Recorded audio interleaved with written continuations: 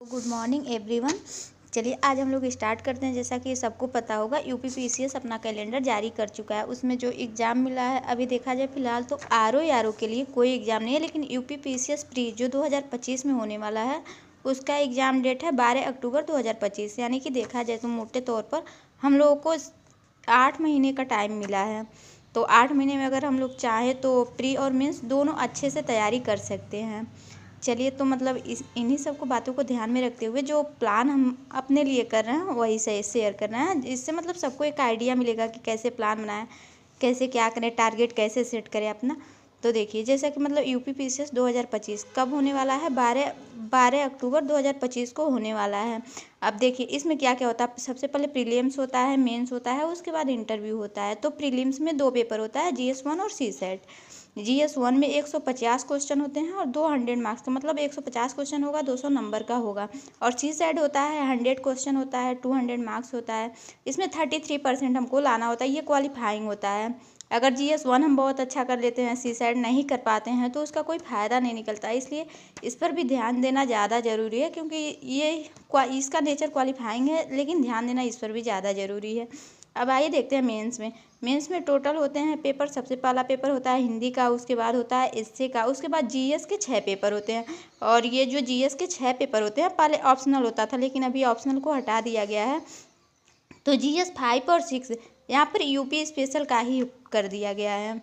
तो फिर चलिए इन्हीं सब बातों को ध्यान में रखते हुए हम लोग अपना प्लान बनाते हैं कि मतलब किस महीने में क्या क्या हम लोग कवर कर सकते हैं। इससे सबको मतलब एक आइडिया मिलेगा और आप लोग भी चाहे तो ऐसे अपने लिए प्लान बना सकते हैं। तो सबसे पहले हम लोग लेते हैं फरवरी प्लस मार्च। तो फरवरी मार्च में हमारा क्या बचता है सबसे पहले हम लोग उठा लेते हैं जियोग्राफी, क्योंकि जियोग्राफी जो है वो थोड़ा बड़ा है, क्योंकि इसमें मैपिंग भी करना होता है। फिजिकल जियोग्राफी है, वर्ल्ड जियोग्राफी है, मतलब इसमें इसको और जियोग्राफी के साथ हम लोग कर लेते हैं पॉलिटी का अच्छा खासा वेटेज है प्रीलिम्स में। तो इसलिए जियो और पॉलिटी प्लस करंट अफेयर्स का डेली करते रहिए। और पिछले मतलब एक साल का कम से कम करंट अफेयर्स तो करना ही है। इसके लिए किसी मंथली मैगजीन को फॉलो कीजिए, या फिर किसी मंथली मैगजीन को फॉलो कीजिए, किसी चैनल को फॉलो कीजिए, जहाँ से भी हो सके मतलब करना ज़रूरी है। करंट अफेयर्स सबसे ज़्यादा ज़रूरी है। उसके बाद हम लोग देखते हैं हिंदी और रीजनिंग।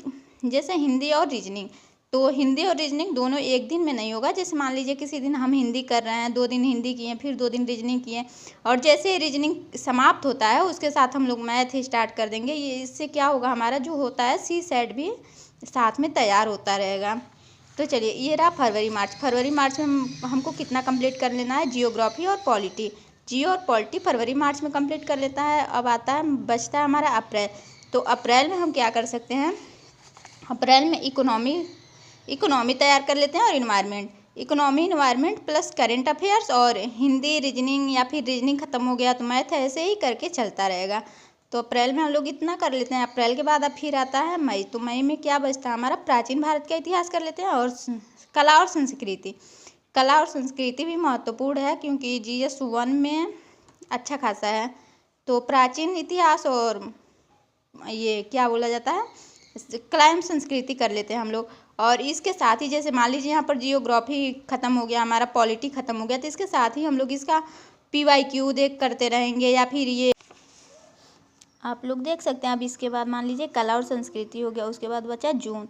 तो जून में हम लोग कर सकते हैं साइंस एंड टेक्नोलॉजी और यूपी स्पेशल। उसके बाद आता है जुलाई में हम लोग कर सकते हैं एथिक्स और उसका रिवीजन। एथिक्स जो कि किस में आता है, GS पेपर 4 में।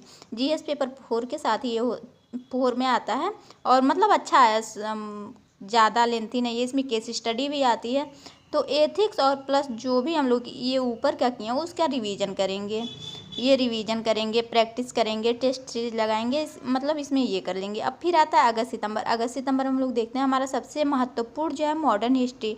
तो हम लोग इसको कर लेंगे। मॉडर्न हिस्ट्री को हमको लगता है इकोनॉमिक की जगह या फिर एंशिएंट की जगह, मतलब ऊपर भी कहीं कर सकते हैं, हम लोग कभी भी किया जा सकता है, ऐसी कोई दिक्कत नहीं है। तो मॉडर्न हिस्ट्री अगस्त और सितंबर में हम लोग कर लेते हैं मॉडर्न हिस्ट्री प्लस प्रैक्टिस। तो मॉडर्न हिस्ट्री मतलब अच्छा खासा वेटेज है, मॉडर्न हिस्ट्री को ज़्यादा ही टाइम देना चाहिए। तो मॉडर्न हिस्ट्री और प्रैक्टिस कर लेते हैं। इस हिसाब से मतलब देखा जाए तो हमारा 7-8 महीने का ये मतलब प्लान बन रहा है। ऐसे हम लोग चाहें तो कर सकते हैं। अब आइए हम लोग जानते हैं, मतलब तैयारी स्टार्ट करने से पहले सबसे पहला कदम जिसको कुछ नहीं आता है, जीरो से अपनी तैयारी कैसे स्टार्ट करें। तो सबसे पहले हमें क्या करना होता है, अपना गोल डिसाइड कि हमको किस फील्ड में जाना है, कहाँ जाना है, क्या करना है, कैसे करना है। सबसे पहले जिसको भी कुछ भी प्रॉब्लम हो रही है, सबसे पहले आप लोग अपना गोल डिसाइड कीजिए। अगर हम लोग अपना गोल डिसाइड कर लेते हैं तो मतलब होता है ना 50% हो सकता है कवर हो जाए मेरा, क्योंकि सबसे पहले मेरा जो होता है रास्ता क्लियर हो जाता है कि कहाँ जाना है हमको, उसके लिए फिर सही हो जाता है। सबसे पहले अपना गोल डिसाइड करेंगे, उसके बाद उसका सिलेबस, जो सबसे महत्वपूर्ण होता है किसी भी चीज़ के लिए, सबसे महत्वपूर्ण जो होता है वो होता है सिलेबस। तो सिलेबस को क्या करेंगे, सबसे पहले हम लोग रीड करेंगे। रीड करने के बाद उसे अपने अपने राइटिंग में, अपने हाथों से, अपने कॉपी पर लिखेंगे। सिलेबस रीड करेंगे, उसके बाद रीड करेंगे, रीड करके समझेंगे, समझने के बाद उसको लिखेंगे। लिखने से होती है ना आधी चीज़ें हमारे दिमाग में हो सकती है। अब उसके बाद हम लोग PYQ करेंगे, उसका previous year question paper, pre हो मेंस हो सब देखेंगे, क्योंकि देखने के बाद ही हमें जो हम रीडिंग करेंगे उसके बाद समझ में आएगा कि हम क्या पढ़ रहे हैं, कैसे पढ़ रहे हैं, सही पढ़ रहे हैं कि नहीं। उसके बाद हम लोग क्या करेंगे, अपना प्रिपरेशन स्टार्ट कर देते हैं सब्जेक्ट वाइज, चाहे जैसे भी। तो जैसा कि आज आप लोग देख सकते हैं, आप लोगों को वीडियो मिलेगी 31 जनवरी 2025 को, 31 जनवरी 2025 को मिलेगी। तो आज का हम लोगों का टारगेट क्या रहने वाला है, सबसे पहले हम लोग आज क्या करेंगे, रीड करेंगे सिलेबस, और उसके बाद उसको समझेंगे भी। क्या करेंगे, सिलेबस को रीड करेंगे और समझेंगे भी। सबसे पहला आज हम लोग का टारगेट यही रहने वाला है। क्या किया जाएगा, सिलेबस रीड एंड राइट। और सिलेबस किसका, प्री और मेंस दोनों का। सिलेबस किसका, प्री और मेंस दोनों का। इंटरव्यू का भी एक सिलेबस आता है छोटा सा, उसको भी हम लोग देख लेंगे, प्री और मेंस दोनों का। अब ये रहा कि मतलब अब हम लोग सिलेबस करें तो करें कहाँ से, या तो आप लोग गूगल से कर सकते हैं, या फिर इसके लिए मतलब बुक भी आती है कई सारा, वो भी ले सकते हैं। और PYQ के लिए बुक मतलब होता है दिशा पब्लिकेशन में आपको सिलेबस भी मिल जाएगा, PYQ भी मिल जाएगा, प्री और मेंस दोनों का मिल जाएगा। तो काफ़ी अच्छा बुक है मेरे लिए। तो ऐसे ही, तो चलिए आज का हम लोग टारगेट स्टार्ट करते हैं। सबसे पहले आज हम लोग सिलेबस ही देखेंगे, सिर्फ सिलेबस ही देखेंगे, हमको कुछ और नहीं करना है। तो ये रहा छोटा सा आज का टारगेट। फिर मिलते हैं अगले वीडियो में, बाय।